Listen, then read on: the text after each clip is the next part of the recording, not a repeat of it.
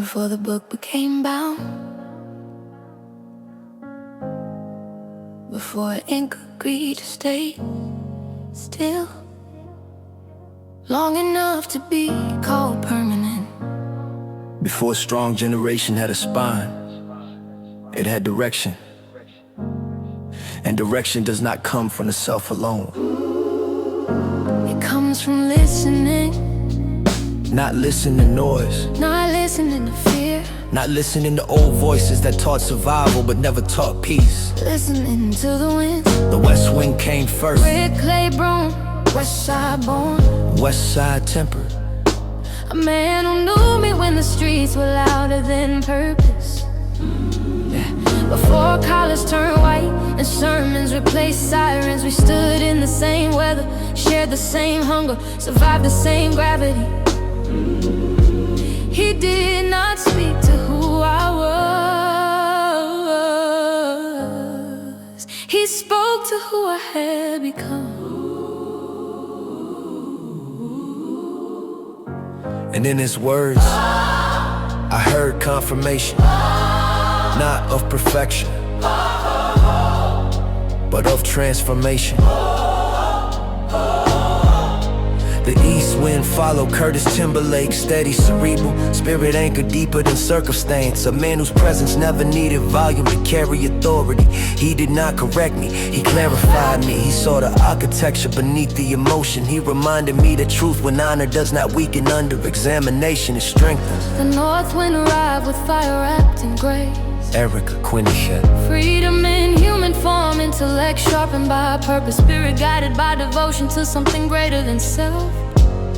She did not simply read my words, she witnessed. She honored the places where vulnerability became courage, where memory became medicine, where survival became testimony. She reminded me that telling the truth is an act of liberation. Not just for the teller, but for everyone who hears it. Then came the south wind, Angelique Hofaker. compassion in motion, a woman whose strength reveals itself in service, not spectacle. She did not approach the work as critique, she approached it as care. She saw the human being inside the narrative. She honored the living breath behind the written line. She reminded me that strong generation is not just a record of endurance. It is evidence of love that refused to abandon its assignment. And surrounding these winds were the sacred anchors, Lisa Simmons, whose words did not decorate the back cover, they consecrated. She saw the soul of the work, named it, honored it, positioned it so others would know they were approaching something alive. And Warren Northern, whose foreword did not introduce the book,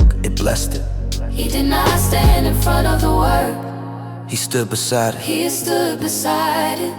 He affirmed what strong generation represents, Not just memory, but inheritance. not just story, but responsibility. Each of them brought direction, each of them brought clarity, each of them brought wind, and I listened. Four winds blowing, I stand in the center line. West, east, north, south, your voice in mine. Strong generation rise, carried by design. Messenger walking, but the truth divine. Not with ego, not with defense, but with trust. Because when four winds surround you, They are not trying to move you off your path. they're confirming that you are standing at the center of it. Strong generation did not rise from isolation. It rose from alignment. It rose from the courage to hear truth spoken by those who wanted nothing from me except to unteach it. It rose because I was willing to listen. So this compass is not decoration. It is acknowledgement. West, East, north, south, not places. people. For every word you offered, for every truth you reflected, for every moment you stood in the wind with me, I honor you.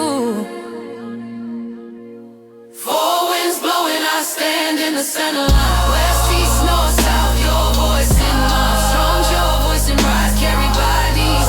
Messenger walking, but the truth and one. Strong generation now moves forward, Carried by the same winds that helped bring it to life.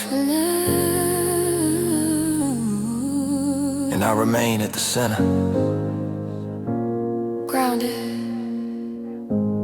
and still listening. Ishmael and Muhammad, just a messenger, y'all.